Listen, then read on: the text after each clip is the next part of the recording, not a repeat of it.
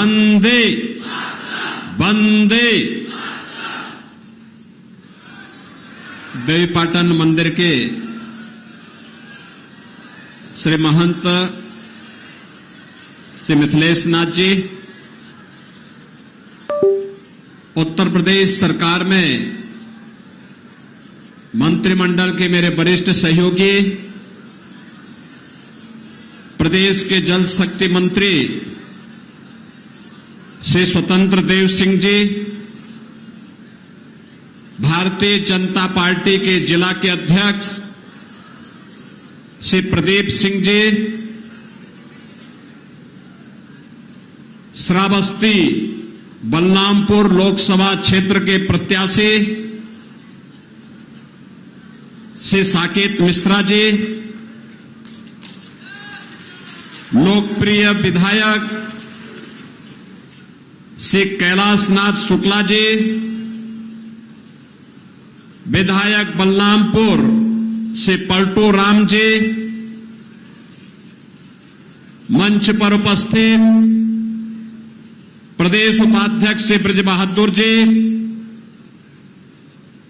इस क्षेत्र के पूर्व सांसद विधान परिषद सदस्य श्री चौधरी जी, मंच पर उपस्थित भारतीय जनता पार्टी के हमारे सभी पदाधिकारीगण और समय के पूर्व इतनी भारी संख्या में श्री साकेत मिश्रा जी को अपना आशीर्वाद प्रदान करने के लिए आए हुए बलरामपुर और तुलसीपुर क्षेत्र के जुड़े हुए मेरे सभी उपस्थित बहनों और भाइयों, मैं सबसे पहले मां पाटेश्वरी के श्री चरणों में कोटि कोटि नमन करते हुए आप सभी का मैं हृदय से अभिनंदन करता हूं, स्वागत करता हूं। बहनों और भाइयों, आपके साथ संवाद के बहाने मुझे मां पाटेश्वरी के दर्शन करने का अवसर प्राप्त हो जाएगा। अन्यथा हम लोग तो पिछले 2 महीनों से लगातार चुनाव में लगे हुए हैं और चाहते हुए भी मैं नवरात्रि के दौरान दर्शन करने नहीं आ पाया था। बहनों और भाइयों, लगातार प्रदेश भर में, देश भर में, और मैं आपको विश्वास के साथ कह सकता हूं, मैं अभिनंदन भी इसलिए आपका करना चाहता हूं कि आज ही इस संसदीय क्षेत्र में श्रावस्ती में प्रधानमंत्री जी की सभा लगी थी। उस सभा की अभूतपूर्व सफलता के बाद अब तुलसीपुर में यह सभा 7 बजे थी और मैंने देखा कि 6 बजे ही जनता जनार्दन यहां आ गई है। आपका ये उत्साह सचमुच सचमुच नए भारत के नए उत्तर प्रदेश में नए बलरामपुर जनपद की ओर हम सबका ध्यान आकर्षित करता है। यह दिखाता है कि जनता जनार्दन अच्छे के साथ रहती है, बुरे के साथ नहीं रहती। विकास चाहती है, विनाशकारी ताकतों को खारिज करती है। बहनों और भाइयों, 5 चरणों का चुनाव हो गया है और 5 चरणों के चुनाव में पूरे देश के अंदर अलग अलग राज्यों में मुझे जाने का अवसर प्राप्त हुआ। उत्तर प्रदेश में भी 53 सीटों पर, 80 में से 53 सीटों पर चुनाव हो गए हैं और 4 जून को क्या परिणाम आने जा रहा है, हर व्यक्ति पहले से निश्चिंत है। दुनिया भी, देश भी, कश्मीर से कन्याकुमारी तक, कामरूप से लेकर के कच्छ तक पूरे देश के अंदर जाने का अवसर प्राप्त हुआ। हर ओर एक ही नारा गूंज रहा है, एक ही संकल्प है, एक ही स्वर सुनाई देता है और वह है कि फिर एक बार, फिर एक बार, फिर एक बार, अब की बार, अब की बार। जब 400 पार की बात हम करते हैं तो समाजवादी पार्टी को चक्कर आने लगता है, क्योंकि बहनों और भाइयों 400 सीटों पर तो उसने कभी सपने में भी चुनाव लड़ने की नहीं सोचा है। 400 सीटों पर तो चुनाव ही नहीं लड़ी है। इसलिए बोलते हैं क्या 400 पार पा जाएंगे? जनता जनार्दन कहती है हां पाएंगे। और जनता जनार्दन के द्वारा तो यह भी कहा जाता है कि जो राम को लाए हैं, जो राम को लाए हैं, वो कहते हैं क्यों? जो जनता जनार्दन के द्वारा जवाब दिया जाता है कि राम भक्त ही राज करेगा दिल्ली के, राम भक्त ही राज करेगा। और इस समय सबसे बड़े राम भक्त हैं नरेंद्र मोदी। अयोध्या में कितने लोगों ने दर्शन किया? काफी बड़ी संख्या में लोग गए हैं। बाकी जो बचे होंगे चुनाव के बाद में कैलाश सुखनाथ शुक्ला जी को भी, पलटू राम जी से भी, साकेत मिश्रा जी से भी कहूंगा, बाकी लोगों को यहीं से बसें भर भर करके लेके जाओ, अयोध्या में दर्शन करा के लेके आओ।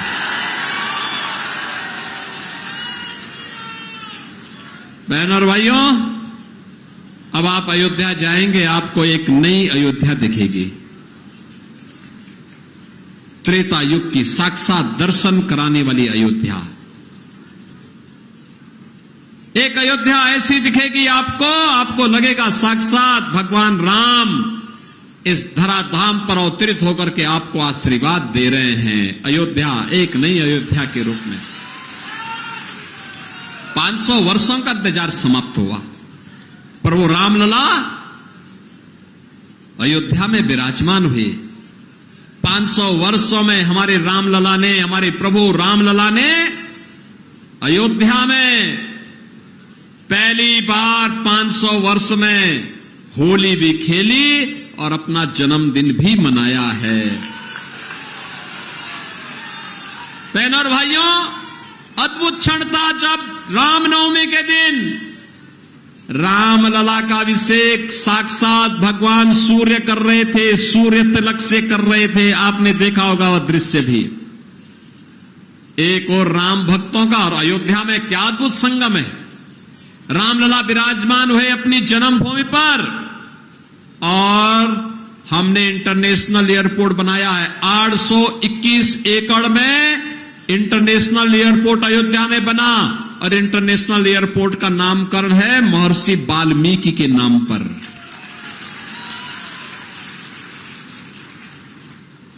वहां पर यात्री विश्रामालय बनाए गए, बड़े बड़े। एक एक यात्री विश्रामालय में 500 1,000 लोग ठहर सकते हैं। 5 से 10 हमने ऐसे बना दिए। बहनों और भाइयों, उनका नाम किसके नाम पे मालूम है? भगवान राम ने पहला विश्राम कहां किया था? निषाद राज के यहां, इसलिए निषाद राज के नाम पे विश्रामालय। भगवान राम को जंगल में बेर किसने खिलाए थे? माता सबरी ने। तो भोजनालय का नाम माता सबरी के नाम पर, जहां से अच्छा भोजन वहां मिल रहा है ना श्रद्धालुओं को, निःशुल्क भोजन, वो माता सबरी के नाम पर।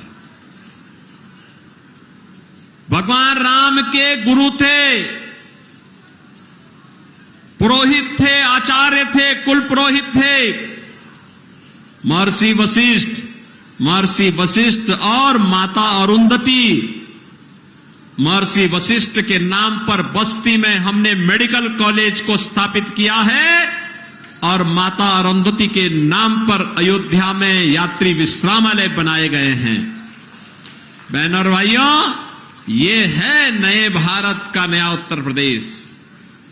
विकास भी है और विरासत भी। और भाइयों, मैंने कहा अगर सीधे मुंह से कोई नहीं मानेगा तो टेढ़ी उंगली से उसको निकालना, और अगर तब भी नहीं मानेगा, क्योंकि बहुत बार होता है ना कि लातों के भूत बातों से नहीं मानते, तो मैंने कहा उसके बाद उसकी छाती को रौंदते हुए बुलडोजर भी चला करके अतिक्रमण को हटा देना।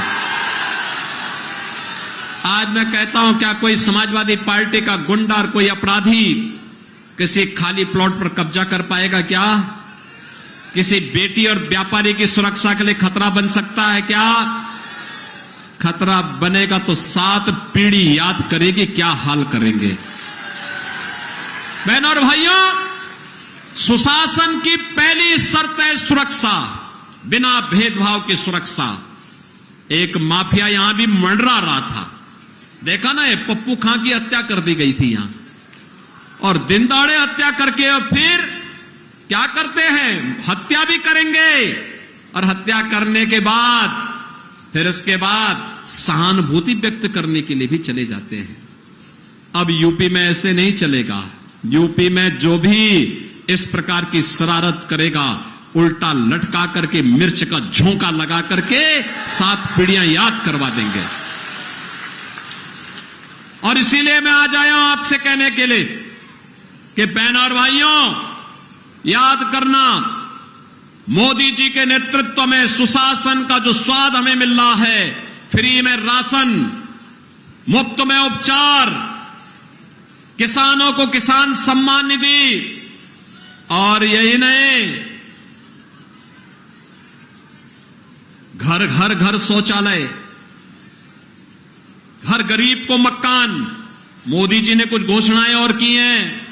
4 जून को जैसे फिर एक बार मोदी सरकार बनेगी, तो मोदी सरकार बनने के साथ 70 वर्ष से ऊपर के हर एक व्यक्ति को, हर एक बड़े बुजुर्ग को 5 लाख रुपए हर वर्ष उपचार का कार्ड, आयुष्मान कार्ड उपलब्ध होगा।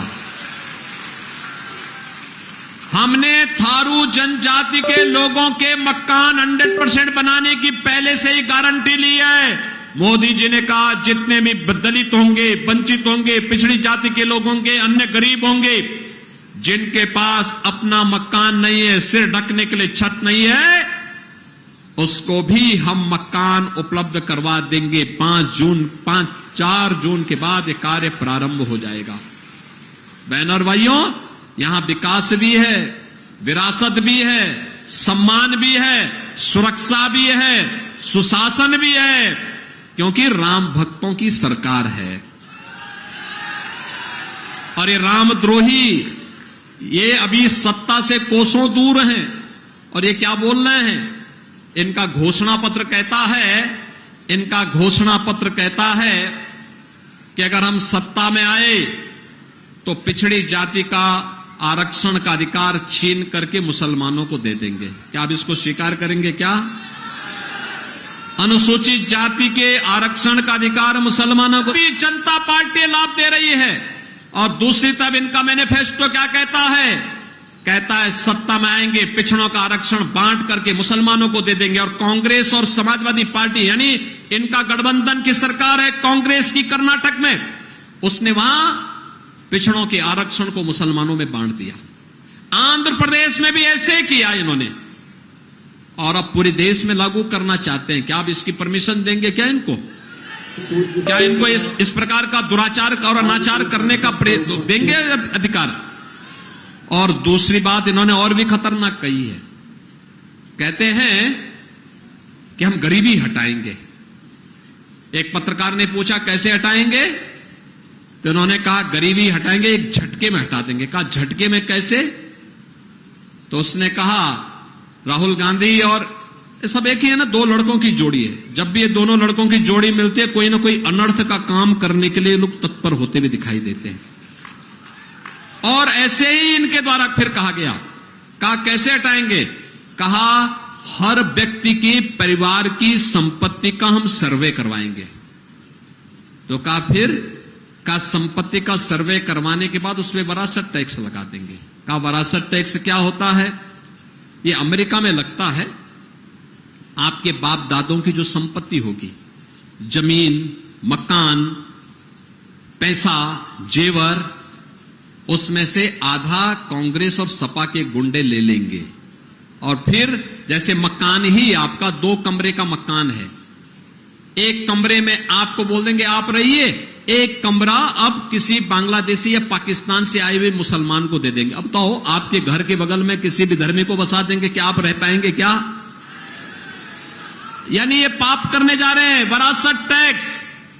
बहनों भाइयों, ये वरासत टैक्स कुछ और नहीं, औरंगजेब का जजिया कर है, जजिया कर। औरंगजेब मुगलों का सबसे क्रूर बादशाह हुआ। काशी में काशी विश्वनाथ मंदिर और मथुरा में भगवान श्री कृष्ण की जन्मभूमि को इसी क्रूर बददिमाग औरंगजेब ने ही तोड़ा था। बहनों और भाइयों, ये औरंगजेब की आत्मा घुस गई है।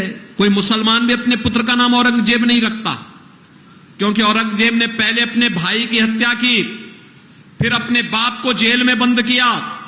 उसका बाप का नाम था शाहजहां। शाहजहां वही जिसने आगरा का ताजमहल बनाया था।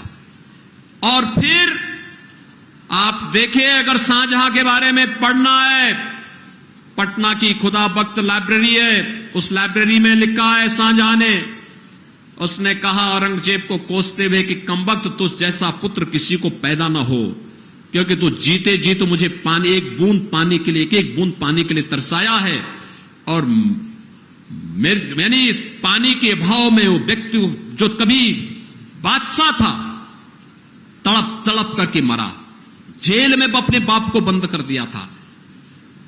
और बहनों और भाइयों, ये संस्कार तो इन्हीं लोगों के हैं। और इसीलिए औरंगजेब की आत्मा, उसने हिंदुओं पे एक टैक्स लगाया था, उसको कहते हैं जजिया कर। जजिया कर हिंदुओं पे लगाया था, कहा या तो मुसलमान बनो नहीं तो जजिया कर लगाएंगे। और यही जजिया कर विरासत टैक्स के रूप में फिर से औरंगजेब की आत्मा पुनर्जीवित होकर के कांग्रेस और समाजवादी पार्टी के अंदर आ चुका है। हमें औरंगजेब को जीवित नहीं होने देना है। सहमत है ना? औरंगजेब को दफनाया जा चुका है, उसकी आत्मा को फिर से जीवित नहीं होने देना है। हमें तो मोदी जी के नेतृत्व में आत्मनिर्भर और विकसित भारत बनाने की संकल्पना को आगे बढ़ाना है, जिससे हमारे हर हिंदुस्तानी के चेहरे पर खुशहाली लाई जा सके। हर हिंदुस्तानी को, हर नौजवान को, हर किसान को, हर महिला को, हर व्यापारी को आत्मनिर्भर और खुशहाल बनाया जा सके। इसी के लिए हम लोग आए हैं। से साकेत मिश्रा को भारतीय जनता पार्टी ने अपना प्रत्याशी बनाया है लोकसभा सीट श्रावस्ती बलरामपुर में। और गैसड़ी उपचुनाव में, विधानसभा का जो उपचुनाव चल रहा है, शैलेश कुमार सिंह सैलू को वहां पर अपना प्रत्याशी भारतीय जनता पार्टी ने बनाकर के उतारा है। भारतीय जनता पार्टी के प्रत्याशियों को अपना दल का भी समर्थन है, निषाद राज पार्टी का भी समर्थन है, राष्ट्रीय लोकदल का भी समर्थन है, और भारतीय जनता पार्टी के प्रत्याशी को सुहेलदेव राजभर पार्टी का भी समर्थन प्राप्त है। बहनों और भाइयों, इसीलिए मैं आया हूं। श्री साकेत मिश्रा और श्री सैलू कुमार सिंह सैलू कमल चुनाव चिन्ह पर भारी बहुमत से विजयी बनकर के जाएंगे। जहां तक मेरी आवाज जा रही है, दोनों हाथ उठा करके मुझे इस बात के लिए आश्वस्त करो कि साकेत मिश्रा और सैलू जीत के जाएंगे। लेकिन इसके लिए आपको दो काम करने होंगे। करेंगे। पहला काम, कल और परसों 2 दिन का समय आपके बाद प्रचार के लिए होगा, घर घर जाकर के जनसंपर्क करने के लिए। तो कल और परसों के समय का उपयोग कैसे करना है? इनमें यहां पे जितने लोग आए हैं, जितने लोग मेरी बात सुन रहे हैं, 10-10 घर में जाकर के जितने सदस्य होंगे उन सभी लोगों से मिलकर के और उन लोगों को कमल चुनाव चिन्ह पर वोट डालने के लिए कहेंगे। तो कल और परसों मिलाकर के 20 हो जाएंगे। 20 परिवार का मतलब 100 मतदाता, एक व्यक्ति को 100 मतदाताओं को 25 मई को मतदान केंद्र में ले जाना है। ले जाएंगे? मतदान केंद्र में ले जाएंगे। अच्छा, आपके पास मोबाइल फोन होगा तो उसको लाइट जला करके थोड़ा दिखाओ, कितने मैं भी देखता हूं कितनी आपकी ताकत है। जितना है सब लगाकर चमका दो एक बार, थोड़ा करवाएंगे। सभी लोग करेंगे 100-100 वोट को मतदान केंद्र पर ले जाने की जिम्मेदारी लेंगे। वाह भाई, मैं तो सोचता था कि तुलसीपुर में मोबाइल फोन, स्मार्टफोन कम होंगे, लेकिन ये तो पूरा ही स्मार्टफोन चमक रहा है।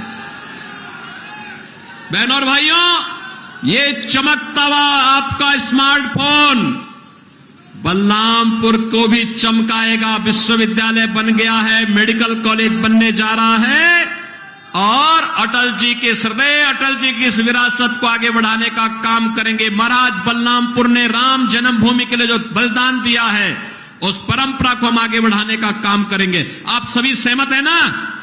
तो फिर मेरे साथ बोलेंगे, भारत माता की